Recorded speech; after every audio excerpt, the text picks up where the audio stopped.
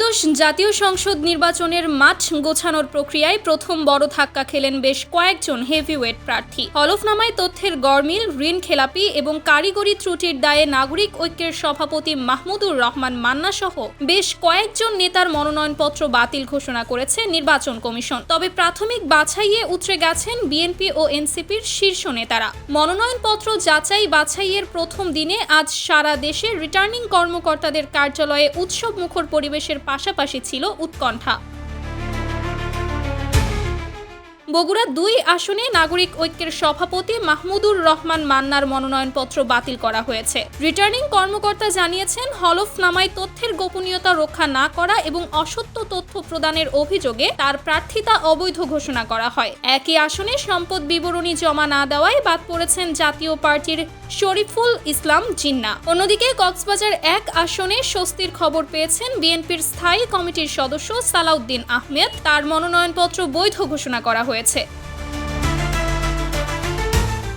একইভাবে কুমিল্লা ৪ আসনে এনসিপির দক্ষিণাঞ্চলের মুখ্য সমন্বয়ক হাসনাত আবদুল্লাহর প্রার্থিতাও বৈধ বলে বিবেচিত হয়েছে। তবে জামায়াতে ইসলামীর প্রার্থীদের মধ্যে মনোনয়ন বাতিলের হিড়িক লক্ষ্য করা গেছে। কক্সবাজার ২ আসনে আদালত অবমাননার নথিপত্র দেখাতে না পারায় জামায়াতের সহকারী secretary general HM Hamidur Rahman আজাদের মনোনয়ন বাতিল হয়। এছাড়া কুমিল্লা ৩ আসনে ইউসুফ হাকিম সোহেল, যশোর ২ আসনে ডাক্তার মোসলেউদ্দিন ফরিদ এবং শিক্ষকতা পেশার তথ্য গোপন অভিযোগে গাইবান্ধা ১ আসনে মাজিদুর রহমানের মনোনয়ন বাতিল করা হয়েছে। দ্বৈত নাগরিকত্বের অভিযোগে কুড়িগ্রাম ৩ আসনে জামায়াত প্রার্থী মাহবুবুল আলমের মনোনয়ন স্থগিত রাখা হয়েছে।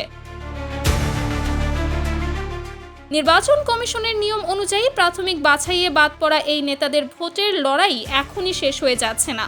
সংক্ষুব্ধ প্রার্থীরা আগামী ৫ থেকে ৯ জানুয়ারির মধ্যে নির্বাচন কমিশনে আপিল করার সুযোগ পাবেন, যার শুনানি অনুষ্ঠিত হবে ১০ থেকে ১৮ জানুয়ারির মধ্যে। কমিশনের সিদ্ধান্তে সন্তুষ্ট না হলে সংক্ষুব্ধরা শেষ আশ্রয়স্থল হিসেবে উচ্চ আদালতে রিট আবেদন করতে পারবেন।